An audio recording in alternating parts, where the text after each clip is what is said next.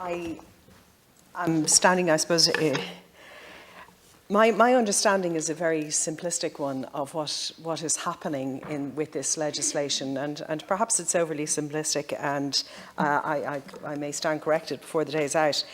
But my understanding is that what's going on here is a unique database was created in the context of the Commission carrying out its work, that this database was not envisaged or has not been covered by the 2004 Act. And the Commission itself was founded under the 2004 Act. And in that context, the 2004 Act prescribes the collection of information. It prescribes so much of how a commission operates. But in the course of carrying out its business, the Commission entities discovered that this database is not covered. There's a lacuna there of what happens to this database, and that this legislation is merely to do that. It is not to do anything else. It's not going to advance the case of disclosure and overturn the 30-year rule. It can't do that, because the information was collected in the context of whatever flows from the 2004 legislation in the setting up of an inquiry.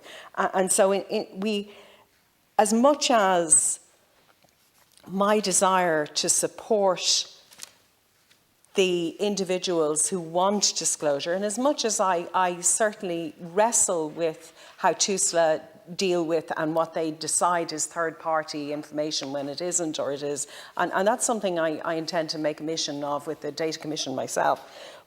But as much as there are things in this that I would want to change, we are here today with the prospect and the advice and the inquiry or the ask of the Commission themselves, of the Minister, is to move this piece of legislation so that the database can be transferred. This entity, this body of information that was not envisaged. So I think everything around this is naturally, because of the horrible, horrific, the absolutely harrowing context here.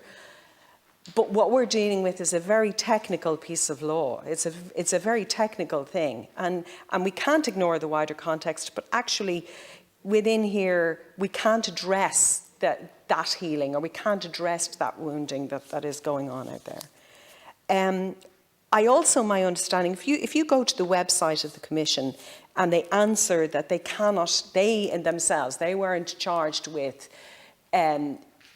attempting to resolve tracing, and then they advise people to contact TUSLA or the Adoption Authority. But they're very clear in the division, and when you follow in their links to TUSLA, TUSLA's role is for information and tracing, for the assistance in that, and the Adoption Authority's assistance is in the maintenance of the archive. So they have distinct roles right now, and until such time as the Minister changes and creates the entity, which he has already said he will do, until that time, we are where we are.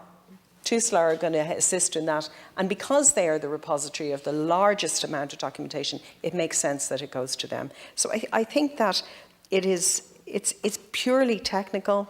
It can't address the wider issue. It's just addressing the pressing need that at the end of this month, when the report is made, that the Commission itself expires, and consequently this database could potentially be lost. It's a very net point in law.